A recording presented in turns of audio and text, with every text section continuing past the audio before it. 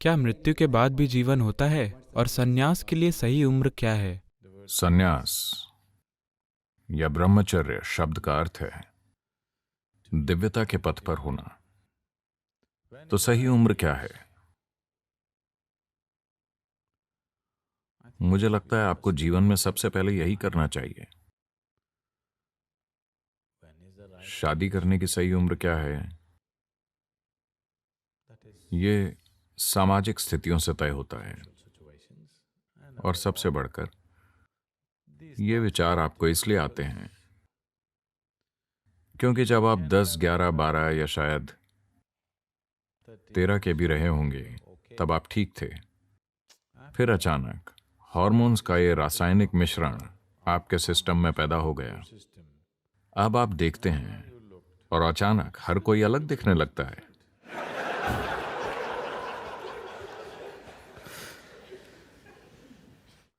एक बार ऐसा हुआ, शंकरन पिल्लई एक पार्टी में गए और वहां से आकर उन्होंने अपनी पत्नी से कहा, तुम्हें पता है शराब तुम्हें बहुत सुंदर बना देती है। पत्नी ने कहा, पर मैंने तो एक बूंद भी नहीं पी। तुमने नहीं, मैंने पी है।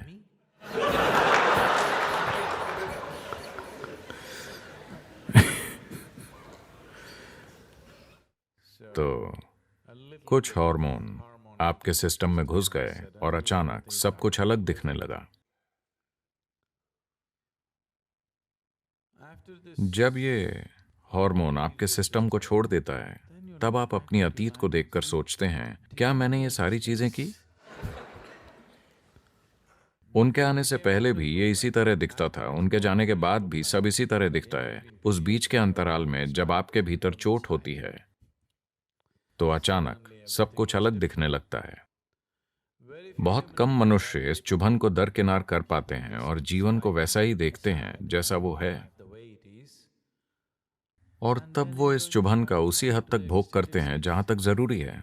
बाकी सबको यही चलाती है, वो अपने जीवन को इसी के इर्द गिर्द आकार देते हैं। तो संन्यास का अर्थ बस यही है कि आप अपने जीवन को आपके सिस्टम पर होने वाले रसायनों के अस्थायी प्रभाव के आसपास नहीं कर रहे।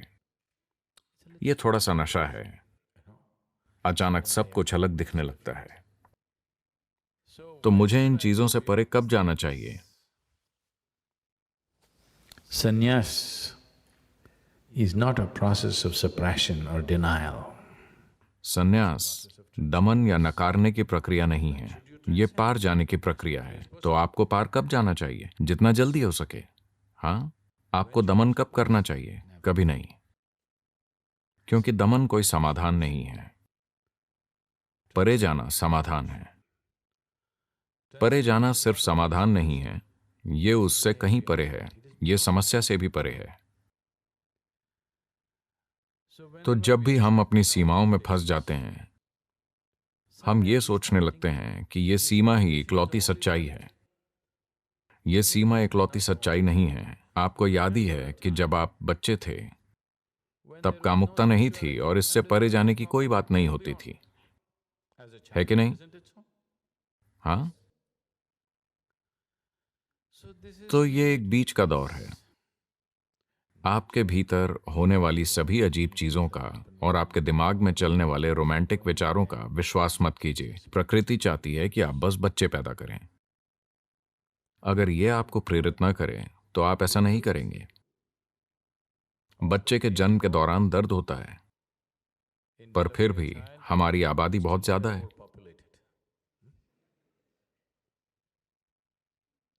अगर भीतर से पर्याप्त प्रेरणा नहीं होती तो ऐसा नहीं होता। आपको भीतर से चुभोया गया है, भीतर से धोखा दिया गया है।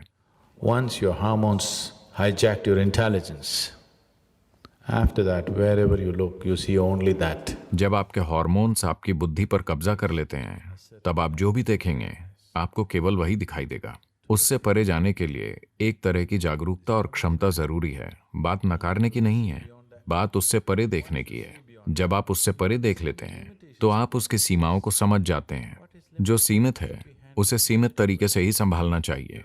आपको उसके लिए अपना पूरा जीवन लगाने की जरूरत नहीं है ना? आपके जीवन के एक छोटे से पहलू पर सिर्फ उतना ही ध्यान दिया जाना चाहिए। अगर वो आपकी चेतना में फैल जाए तो ये एक अपंग जीवन बन जाएगा।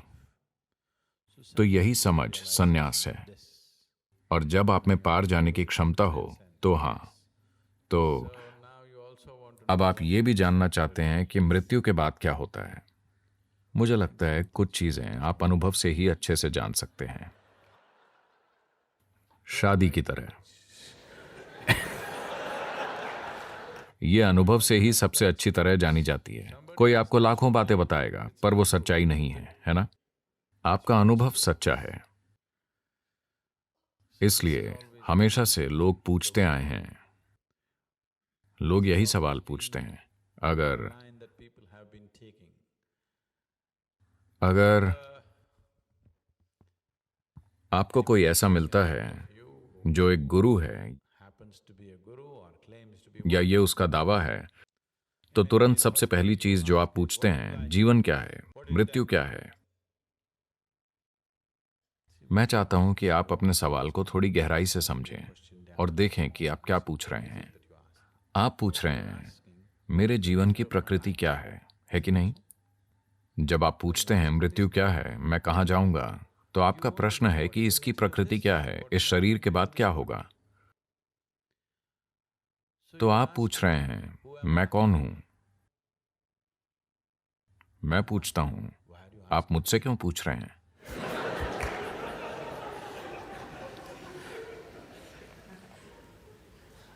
देखिए, अगर आप सड़क पर जाएं और किसी से पूछें आप कौन हैं, तो ठीक है। अगर आप सड़क पर जाकर किसी से पूछते हैं मैं कौन हूं, तो आप तुरंत गिरफ्तार हो जाएंगे।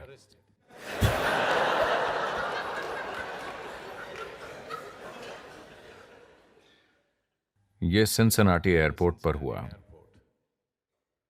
लोग चेक इन काउंटर पर चेक इन करने के लिए कतार में खड़े थे। एक आदमी आया और पूरी लाइन पार करते हुए सीधा काउंटर के पीछे खड़ी महिला के पास जा पहुंचा और उसने कहा, सर कृपया जाकर लाइन में खड़े हो जाइए, सभी लाइन में हैं।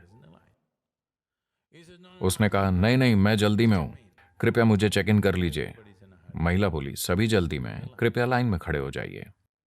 फिर उसने अपनी आवाज ऊंची की और कहा, क्या आप जानती हैं मैं कौन हूं? महिला ने तुरंत माइक्रोफोन उठाया और कहा, यहां एक आदमी है जो नहीं जानता कि वो कौन है, क्या कोई इनकी मदद कर सकता है? क्या कोई इनकी मदद कर सकता है?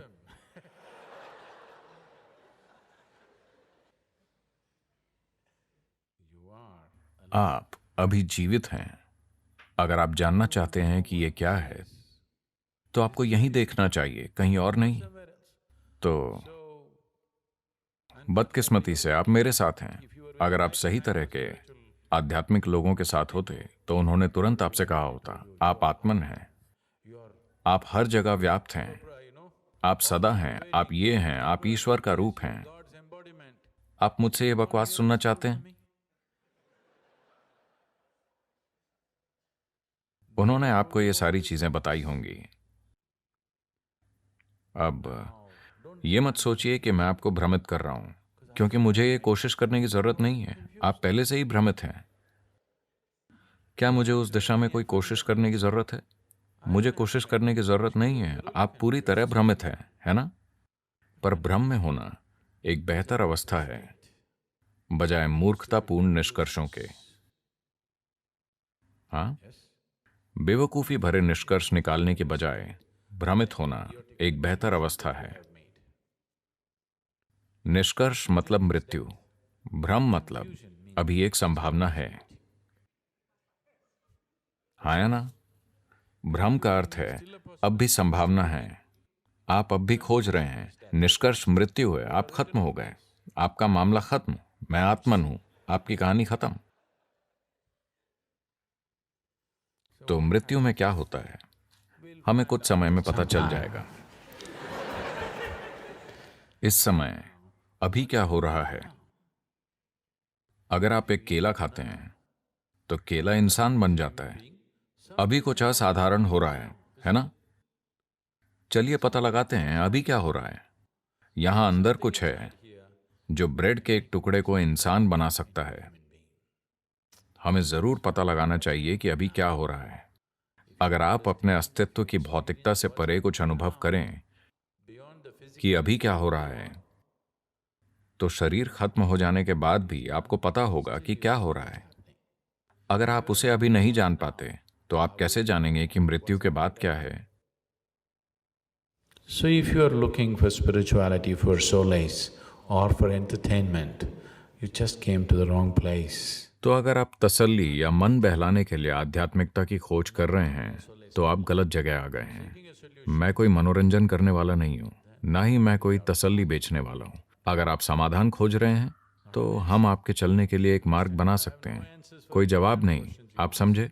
आपके किसी भी सवाल के लिए मेरे पास कोई जवाब नहीं है। अगर सवाल सच्चा है, अगर सवाल खरा है, अगर अज्ञान की पीड़ा आपको बेचैन कर रही है, अगर नहीं जानने की पीड़ा सच में आपको परेशान कर रही है, तो मैं आपको एक तरीका दे सकता हूँ। मैं आपको समाधान खोजने का तरीका बता सकता हूँ, पर मेरे पास कोई जवाब नहीं है, क्योंकि सारे जवाब बस कहानियां हैं जो या तो आपको तसल्ली देंगी या आपका मन बहलाएंगी।